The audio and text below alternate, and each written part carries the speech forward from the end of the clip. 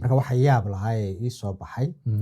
in traamadu ay weligeed ka jirtay dhulka Soomaalida. hortu intaanan taa u garin collective trauma muxuu yahay noo qeex waxaas arrinkaas muxuu yahay So collective trauma ha waxa weeyaan waa dhacdo ku dhacday group haye oo groupka markaa saameyn badan ku yeelatay saameyntaasoo ah inay maskaxiyan iyo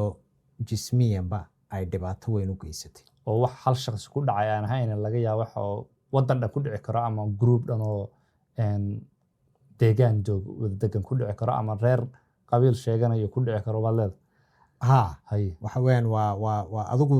group ahaan baa as a group wax loo gaarsiiyey ha sana waa la target gareeyey sax waa lagu soo duulay sax markaas group baa wax loo gaarsiiyey ha xagga individual traumadu ay noqon karto masalan gabadh in iyadoo meel socota